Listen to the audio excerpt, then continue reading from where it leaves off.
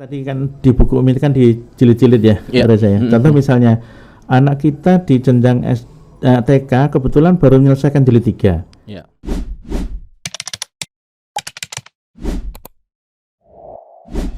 KKN Karya Kreatif Nusantara. Assalamualaikum warahmatullahi wabarakatuh, Pak Ahmad.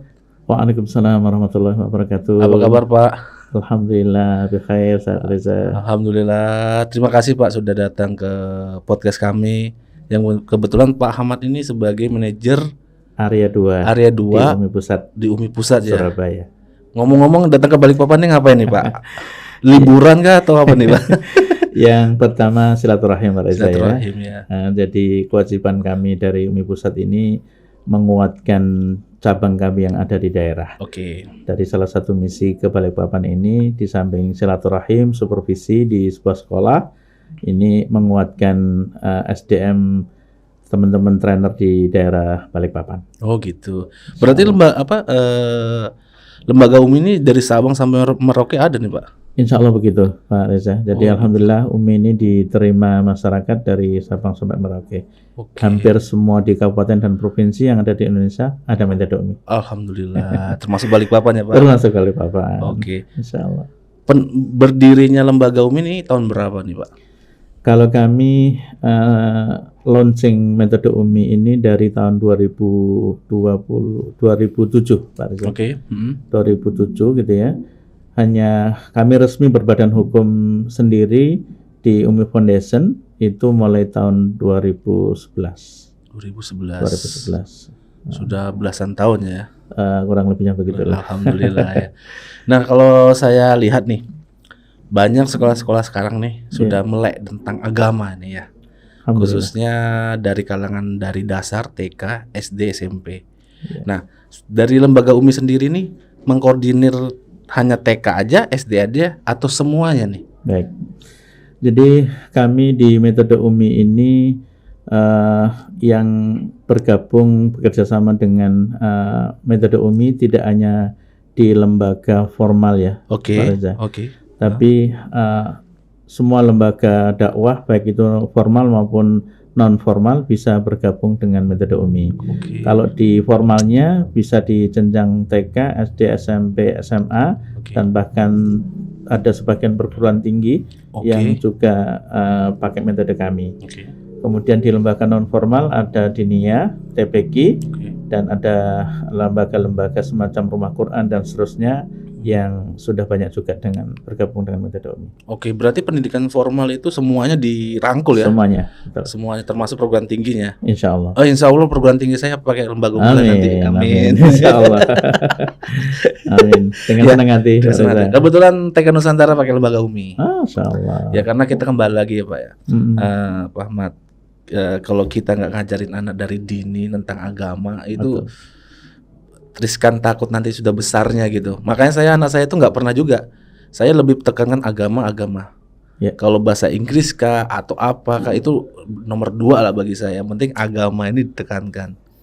Makanya kemarin tuh saya di TK Nusantara tertarik karena kembali lagi anak saya juga sekolah di sekolah Islam. Metodenya pakai lembaga Umi. Alhamdulillah.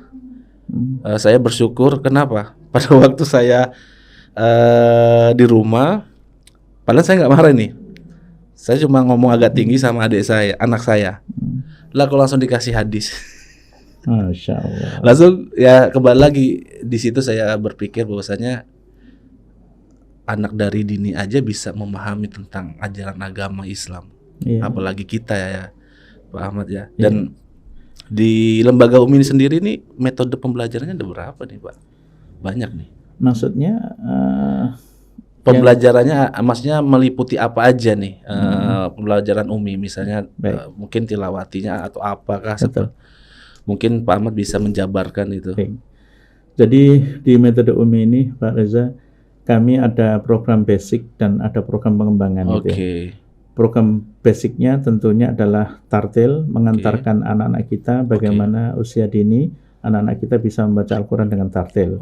Mulai dari jenjang kalau di formal ya TK, SD itu target kami menuntaskan anak untuk bisa membaca Al-Quran dengan tartil dengan paket 6 jilidnya yang ada di metode Umi beserta warib dan tajwid yang juga melengkapi setelah anak kita bisa membaca Al-Quran dengan baik.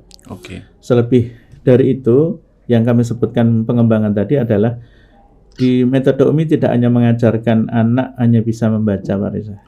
Tapi bagaimana anak kita juga punya bekal untuk bisa menghafal Al-Quran dengan baik.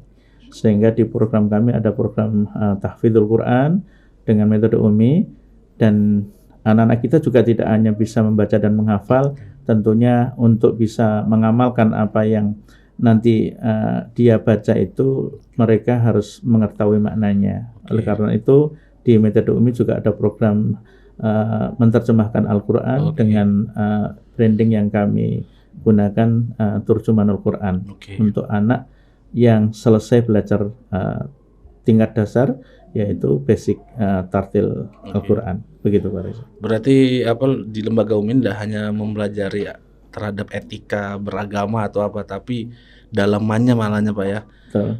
Ngajinya, hafalannya, langsung hafalan surah, memahami semuanya. Al-Qurannya dia baca. Nah, yang saya lihat nih di depan ini kan ada buku UMI nih, dengan warna yang berbeda-beda. Ini mungkin Pak Ahmad bisa jelaskan nih Pak. Mungkin bisa dijelaskan dari satu persatu ini. Terkait dengan warna atau terkait dengan spesifikasi isinya nih Pak? Kalau warna mungkin halumra ya Pak. Halumra, tapi kalau perlu dalemannya sih Pak. Kalau terkait dengan warna ya karena yang belajar jilid-jilid ini adalah orientasi terbanyak adalah anak-anak gitu ya Pak Reza, sehingga kami bikin perwarna-warna ini. Yang pertama anak menarik. Karena kalau anak sudah senang, tertarik, itu kan berikutnya mempelajarinya itu akan dengan senang hati juga. Benar. Seperti moto kami yang ada di metode UMI, mudah, menyenangkan, dan menyentuh hati. Gitu. Benar. Insya Allah. Nah, berkaitan dengan isi, Pak Reza, kami memang sengaja diferensiasi kami di metode UMI ini, buku UMI ini disusun secara sistematis. Reza. Yang dimaksud sistematis adalah kami landai menyusun jilid ke jilid ini sehingga anak kesan belajar metode UMI itu ringan. Kesan belajar metode itu mudah. Karena ketika belajar jenjang jilid 1, dia hanya mempelajari huruf-huruf tunggal yang berharokat fathah saja. Kemudian setelah dia kenal huruf, baru kita ajarkan kepada anak-anak kita mengenal harokat selain fathah. Dan itu kita ajarkan di jilid 2. Gitu. Setelah anak mengenal harokat selain fathah, berikutnya baru kita kenalkan anak kita untuk membedakan bacaan panjang atau pendek di jilid 3-nya. Nah, setelah anak kita mengenal huruf panjang dan pendek, anak-anak kita kenalkan di jilid 4 terkait dengan huruf-huruf yang disukun yang membacanya harus ditekan. Karena ada beberapa huruf-huruf yang disukun di dalam kaidah bacaan Al-Quran yang membacanya dengung. Dan itu kami taruh di jilid 5. Begitu. Nah, di jilid 5 ini mengajarkan tentang waqaf yang pertama. Kalau di jilid 1 sampai 4 itu membacanya belum berwaqaf begitu ya. Nah, di jilid 5 ini sudah kita ajarkan bagaimana anak kita membaca Al-Quran itu mengenal waqaf di akhir ayat. Di samping itu kami ajarkan di jilid 5 ini tentang bacaan-bacaan yang dengung tadi. Bacaan gunnah, bacaan idgham bi gunnah, iqlab dan seterusnya itu kita rangkum jadi satu jilid di buku UMI jilid 5. Nah, kemudian di jilid 6-nya baru kami ajarkan kepada anak-anak kita tentang kebalikan jilid 5. Kalau di jilid 5 tadi tentang dengung, maka di jilid 6-nya ini adalah bacaan Al-Quran yang tidak dengung. Contohnya bacaan idhar, bacaan idgham bila gunnah itu ya. Yang enggak dengung itu kita ajarkan di jilid 6 ya. Dan kemudian ada sebagian materi qalqalah kita juga ajarkan di jilid 6. Dan jilid 6 akhir kita ajarkan anak untuk mengenal beberapa ayat Al-Quran yang kita taruh di akhir jilid 6 dengan harapan setelah jilid 6 masuk ke Al-Quran, anak-anak kita sudah tersosialisasi bacaannya dari jilid 6 halaman akhir-akhir. Betul.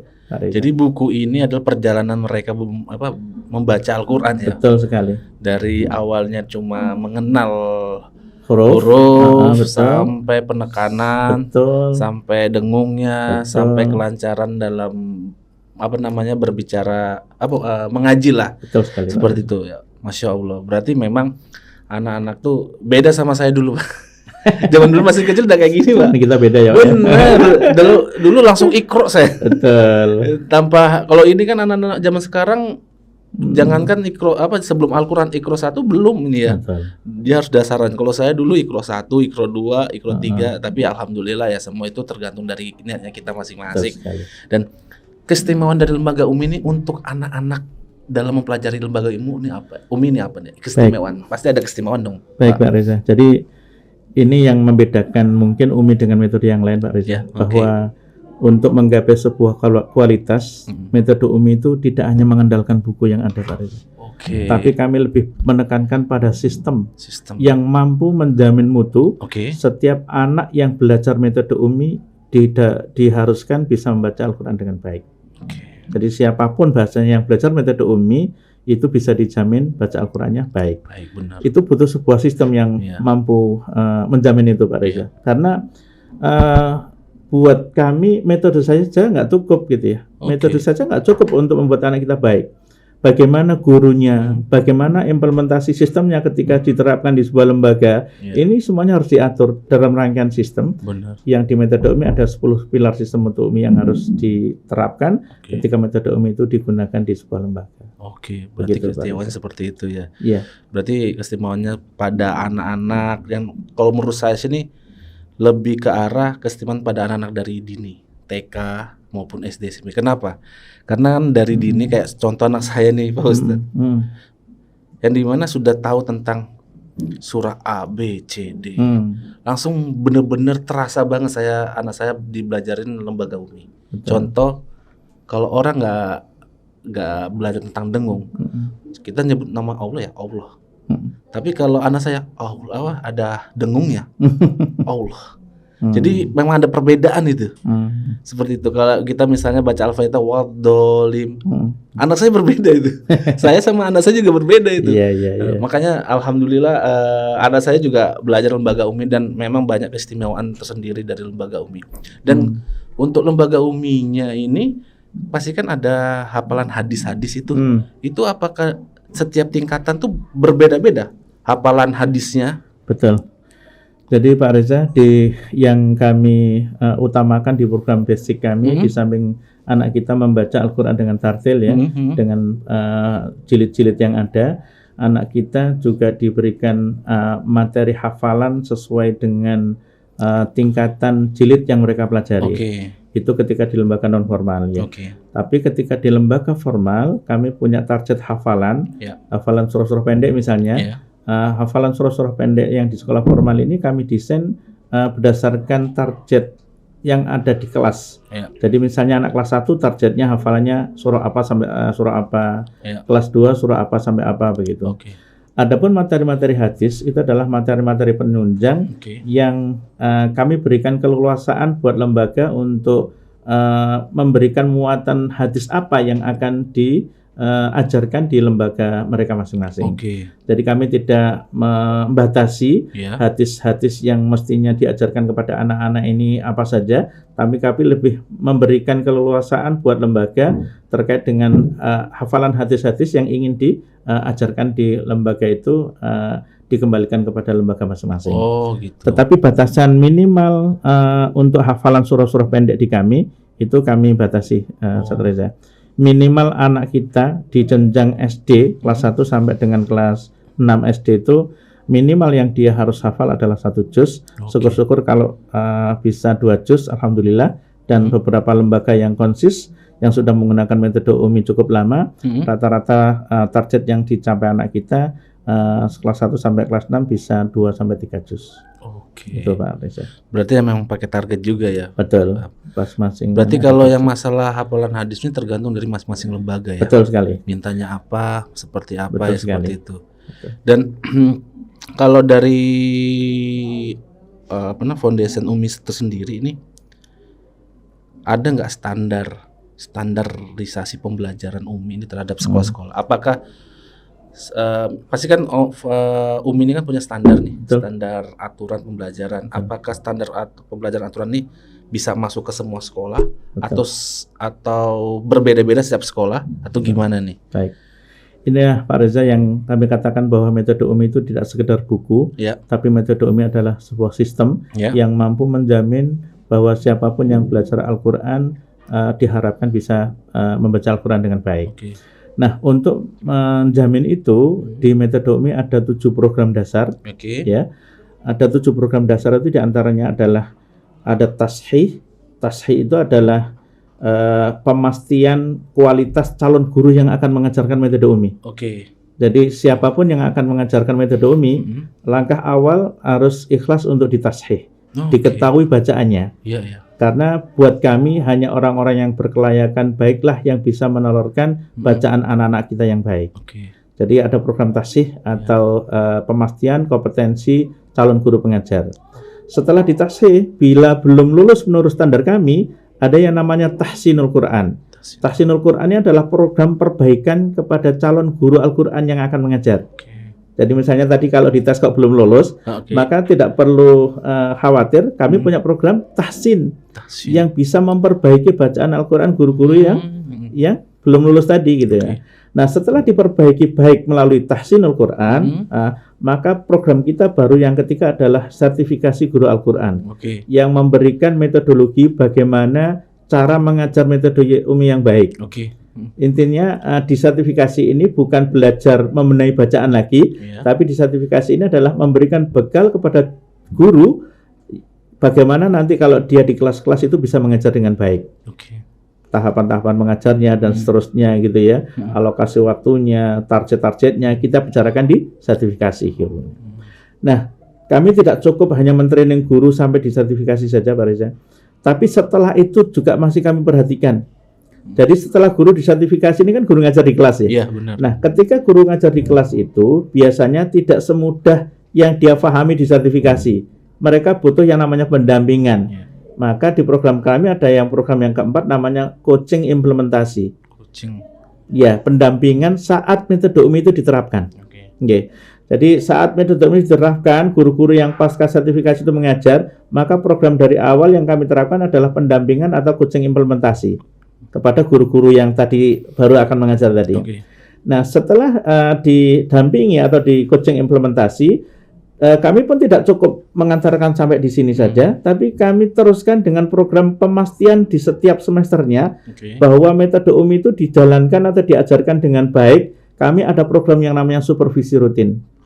Minimal 1 semester sekali yang harus kami jalankan sebagai pemastian bahwa guru-guru yang ada di lembaga yang menggunakan metode UMI mengajarnya sesuai dengan yang kami inginkan.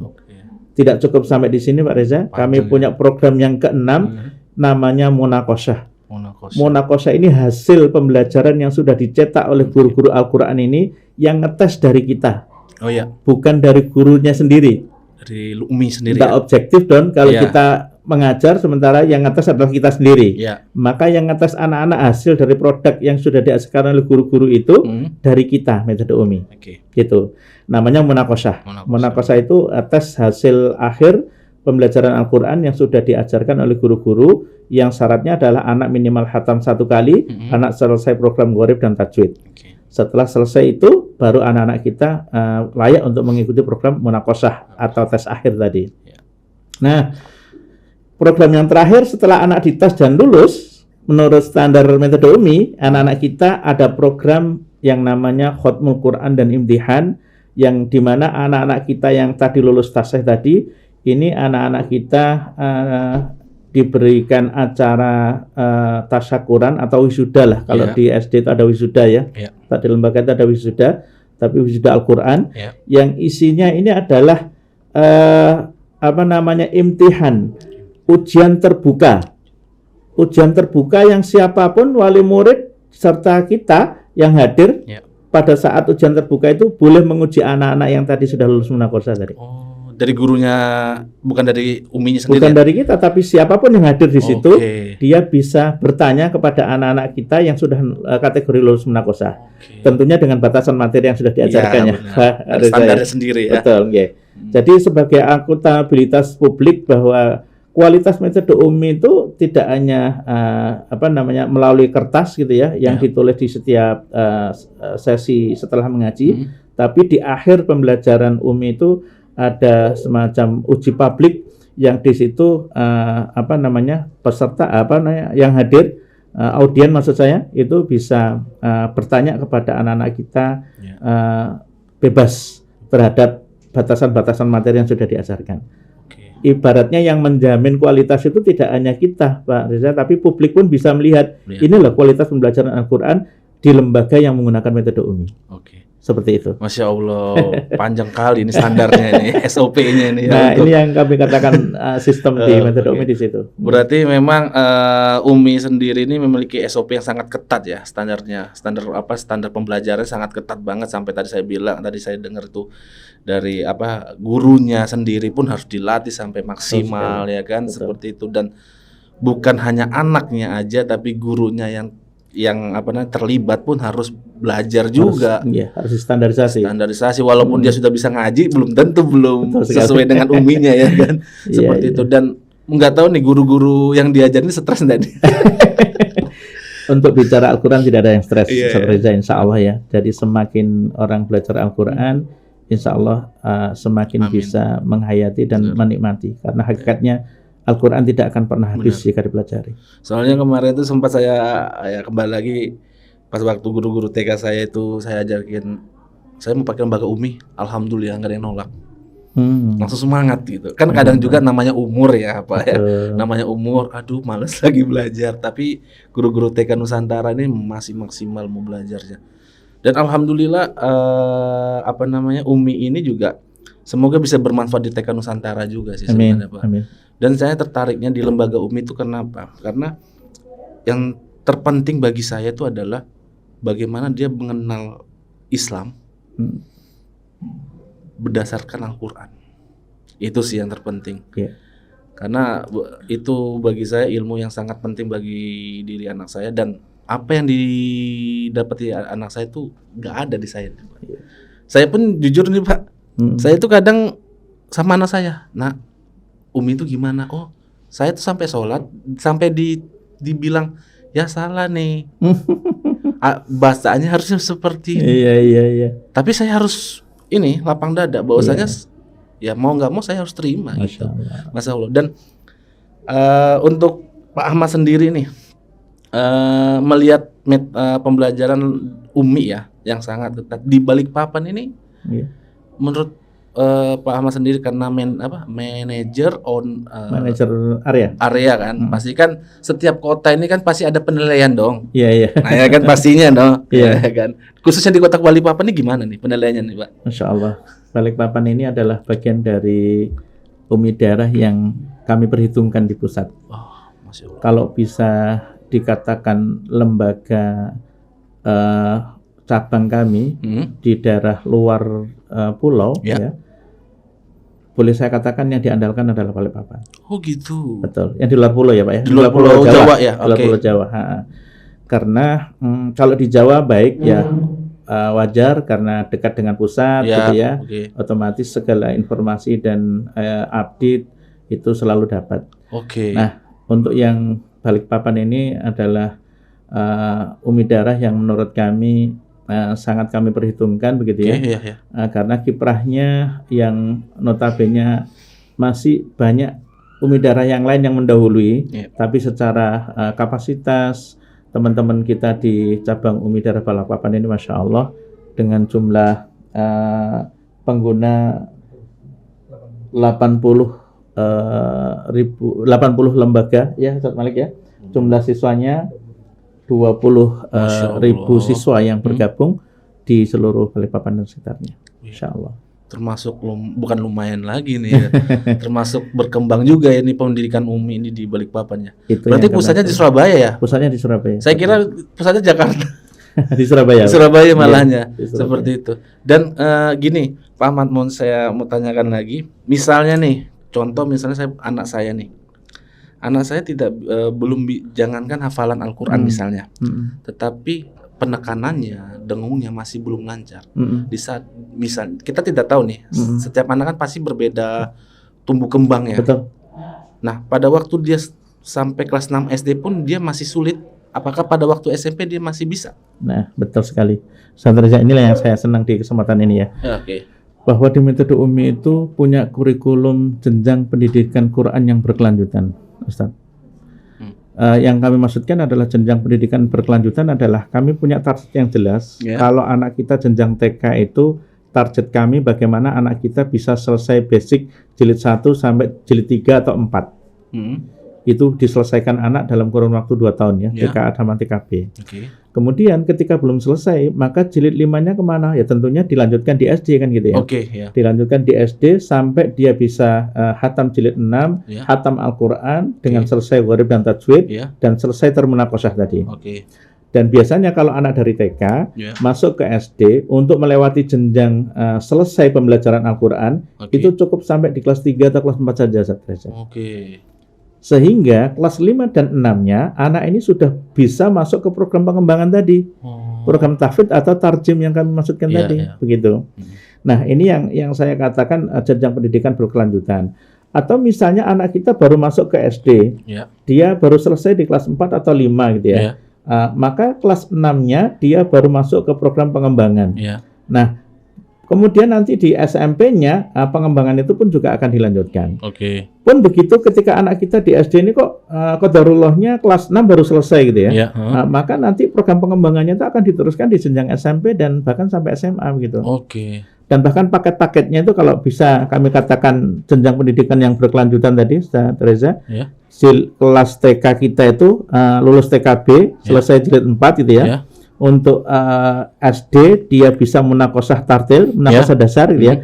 Kemudian tahfidznya itu dan terjemahnya itu kita taruh di SMP begitu ya. Bagaimana anak kita bisa menghafalkan banyak, anak kita bisa menerjemahkan Al-Quran, itu program tahfidz dan terjemahan yang bisa kita lakukan di SMP. Kemudian di SMA-nya Pak Reza, anak-anak kita SMA ini diberikan bekal di samping 2 program tadi, tahfidz dan terjemahan, melanjutkan program yang dari SMP. Anak kita endingnya di kelas 12 sebelum lulus. Buat anak-anak yang mempunyai kualitas bacaan Al-Quran yang bagus, anak-anak kita di SMA itu sebelum lulus dibekali menjadi calon guru Al-Quran seperti kita mensertifikasi guru Al-Quran yang tadi saya bilang di awal. Masya Allah. Jadi outputnya anak SMA itu dia bisa menjadi guru-guru Al-Quran buat masjid-masjid mungkin, buat lembaga-lembaga yang ada di sekitarnya. Itu program sertifikasi guru Al-Quran untuk anak-anak kita kelas 12 di SMA atau SMK. Masya Allah. Berarti anak sekolah misalnya udah lulus SMA dengan dia sudah bisa menguasai pendidikan umum, dia bisa ngajar ya. Betul sekali. Mengajar di sekolah non formal atau maksudnya non formal atau formal ya. Seperti itu. Dan berarti misalnya ada anak ini yang belum bisa maksimal nih di SD-nya misalnya ini akan dilanjutkan di SMP juga. Betul. Jadi tidak jadi orang tua nggak khawatir ya. Betul sekali. Soalnya kan ada juga nih Pak Ahmad yang dimana orang tua khawatir, aduh anak saya nih belum bisa A, B, C, D, apakah nanti di SMP ini bisa dilanjutkan?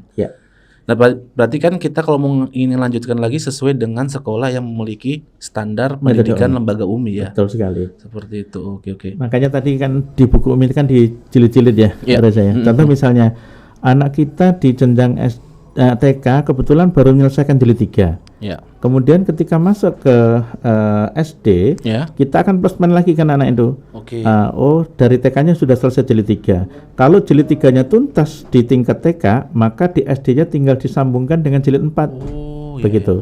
Begitu pula dari misalnya kelas 6 SD, ternyata qadarullah tumbuh kembang anak yang kurang gitu ya. Kalau qadarullahnya kelas 6 baru jilid 6. Ya Al-Quran dan gharibnya nanti kita akan lanjutkan di SMP begitu. Sampai batas anak ini selesai dan bisa dimunaqashah tadi, bisa diuji oleh metode UMI tadi. Begitu. Berarti memang lembaga UMI ini harus menargetkan anak-anak didiknya ya. Betul sekali. Masing-masing jenjang harus ada target. Sampai harus bisa ya. Betul sekali. Yang dimana yang nggak bisa nggak ditinggalin ya, tetap diasah terus pasti, ya. Betul. Alhamdulillah berarti anak-anak yang belajar ini semoga bermanfaat lah buat semuanya nih. Amin. Sebenarnya kepingin banyak lagi sih cerita nih. Enggak Pak Reza, ketemu apa yang bisa kami bantu. Sebenarnya tadi saya cerita nih sebagai orang tua saya nih, keluh kesah saya. Dan yang saya tanyakan lagi tentang bentuk pembelajaran UMI ini, apakah tadi kan sudah jelas kita belajar tentang masalah bacaan Al-Quran, hafalan Al-Quran. Nah, yang kembali lagi masalah hadis nih. Hadis. Apakah ada target tersendiri juga berapa hadis yang harus misalnya nih anak saya nih Dari SD harus berapa minimal dari kelas 1 sampai kelas 6 SD berapa? Betul. SMP berapa hadis, SMA berapa hadis? Betul. Gitu. Nah, tadi terkait dengan hadis, Pak Reza ya, kami tadi serahkan kepada lembaga masing-masing ya. Oke. Artinya di metode UMI tidak menentukan, tidak membatasi berapa banyak hadis yang harus dia miliki. Cuman bicara rata-rata, kalau tingkat TK biasanya ya 10 sampai 20 hadis yang diberikan, dan itu kita uji ketika munakosyah. Jadi ketika munakosyah anak-anak kita di TK, jadi walaupun TK ada munakosyah, ada ujian akhir Pak Reza. Ujian akhirnya adalah tartil, bagaimana dia membaca jilid capaian akhirnya. Misalnya di TK dia selesai jilid 4, maka yang kita uji adalah bagaimana kemampuan bacaan di jilid 4 anak itu. Yang kedua, hafalan surah-surah pendeknya. Target minimal kami di metode UMI hafalnya Anas sampai At-Takasur itu minimal. Tapi buat sekolah yang misalnya kepengen lebih banyak dari ini silahkan. Tapi kami punya target minimal tadi gitu ya. Kemudian hadisnya adalah hadis-hadis pendek yang diajarkan di TK itu sekitar 10 sampai 20 hadis yang kami ujikan gitu ya. Sekali lagi kami tidak membatasi hadis tadi. Karena hadis itu kami serahkan kepada lembaga untuk muatan hadis apa. Karena banyaknya hadis ini kan otomatis lembaga ini bisa memilah-milah mana hadis yang ingin disampaikan di lembaga kita kan gitu. Itu kita berikan kebebasan untuk memilih hadis. Terus kemudian yang terakhir doa sehari-hari anak kita dari bangun tidur sampai dia tidur kembali. Itu doa sehari-hari itu kita juga ujikan di munakosyah yang ada di TK. Begitu Pak Riz. Berarti memang tidak ada batasannya, tergantung dari lembaganya masing-masing. Mau 10 kah, 20 kah? Silakan, betul. Nah ini pertanyaan terakhir nih. Monggo Pak Riz. Yang dimana kebetulan anak saya ini kalau ditanyain cita-citanya, kebetulan ada dari saudara istri saya itu tahfiz Al-Quran, kakak beradik. Selalu saya tanyain cita-citanya mau jadi apa? Tahfiz Al-Quran, hafalan Al-Quran gitu. Makanya saya tuh dari sekarang berusaha untuk bagaimana cita-citanya anak saya ini bisa terwujud yang ini. Bagaimana? Nah, yang saya tanyakan, kalau saya ingin mewujudkan cita-cita anak saya ini untuk hafalan Al-Quran, berapa lama? Kalau emang dia belajar dari TK 30 juz ya Pak ya? 30 juz itu berapa lama? Apakah sampai kalau misalnya contoh dari TK sampai SD bisa kalau misalnya diajarin terus misalnya, atau nggak sampai SMP atau SMA atau seperti apa Pak? Baik. Jadi berbicara tentang tahfidz ya, kami punya beberapa pola pembelajaran yang bisa menuntaskan tahfidz sampai ke 30 juz. Tergantung dari yang kita inginkan.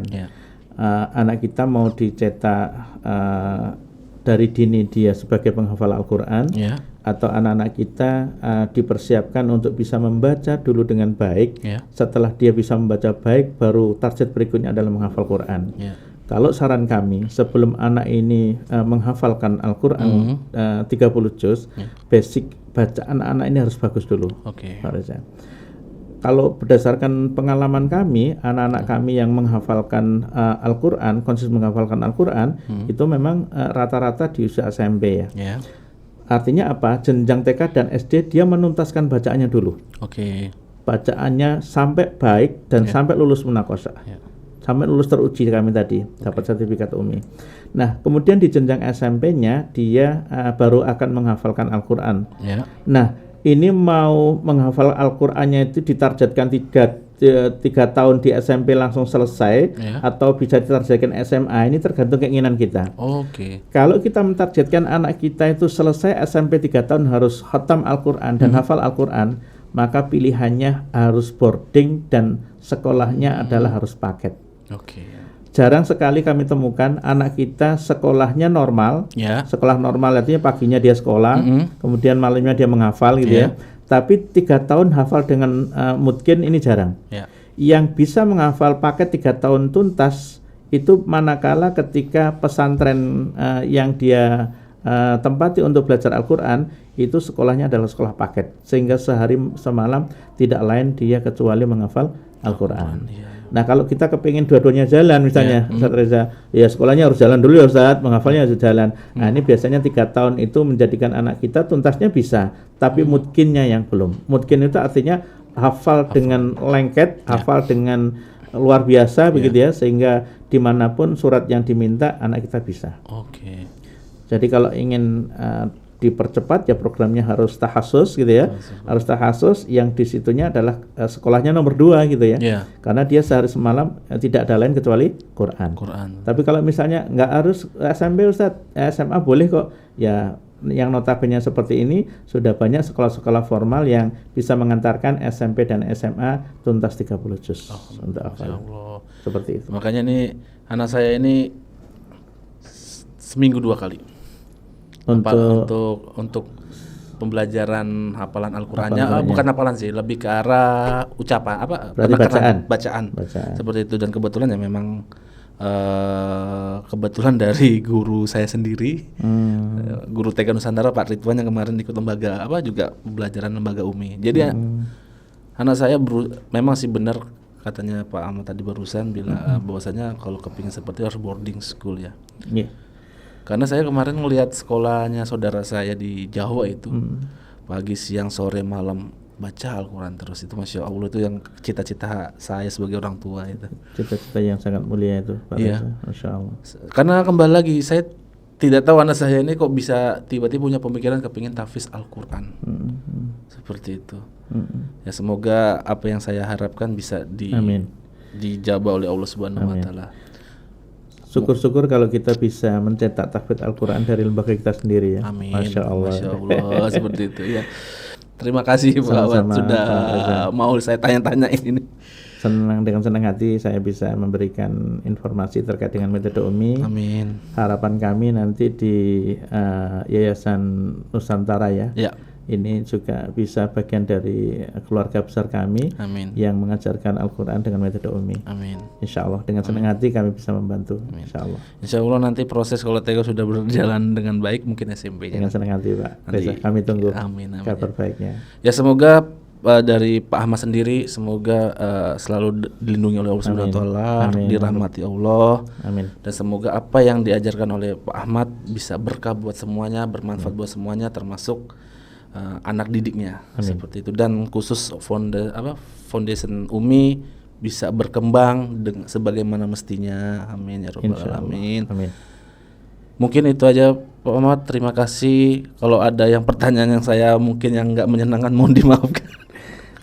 Tidak ada yang tidak menyenangkan Pak. Amin ya rabbal alamin. Insyaallah. Semoga kita semua selalu diberikan kesehatan Pak. Amin ya rabbal alamin. Terima kasih Pak Ahmad. Sama-sama, semoga ini mumpung saya dibelikan berapa lama nih? Sampai hari Jumat insyaallah. Hari Jumat. Semoga kita tidak putus silaturahmi ya Pak. Amin. Mungkin nanti kita bisa, kalau pada waktu saya ke Surabaya kita bisa ketemu. Insyaallah. Amin. Mungkin itu aja Pak. Terima kasih. Assalamualaikum warahmatullahi wabarakatuh. Waalaikumsalam warahmatullahi wabarakatuh.